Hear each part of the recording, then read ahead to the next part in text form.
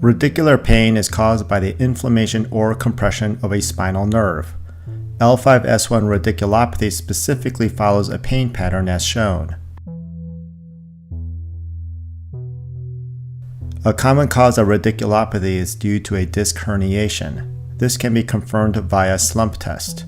In a seated position, allow your upper body to slump forward and extend your leg.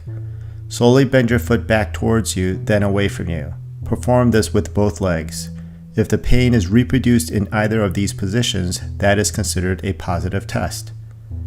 Extension-based exercises are used to help relieve symptoms associated with disc herniation. Begin by positioning yourself prone with a pillow or two under your chest. Allow your low back to extend slightly. Hold this position for 5 to 10 minutes.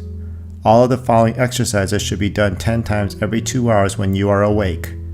It is important to follow the progression that will follow. Start with lifting your chest off the pillows for 10 repetitions. Extend at the low back, keeping your hips and elbows engaged with the surface. Next, press up with your hands and allow yourself to extend further back, keeping a slight bend in the elbows. Again, make sure your hips are engaged with the surface. One set of 10 repetitions is recommended. Now press up with your hands and fully extend.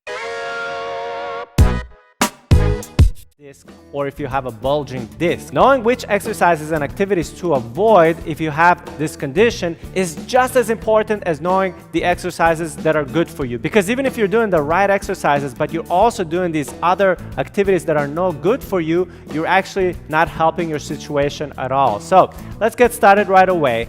So some of the activities that you want to avoid if you have a herniated disc include things like excessive sitting, especially in poor posture.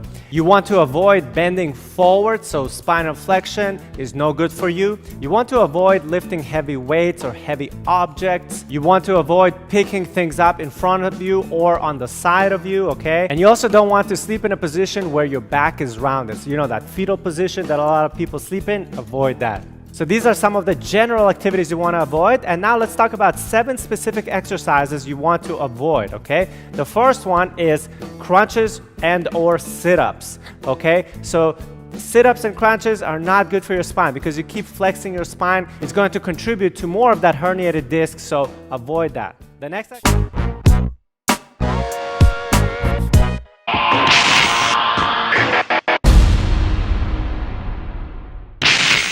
What's up guys, Jeff Cavaliere, AthleanX.com. Today I want to show you what to do for that herniated disc, the bulging disc in your low back that I think probably 99% of the world has been diagnosed with. I'm going to show you how to fix it without ever having to go under the knife. And I've actually got Jesse here because Jesse walked into my office one day at 22, I think? Yeah. 22 years old, and he said, I can't believe it. I had an MRI, I got a bulging disc in my low back, and I need to have surgery.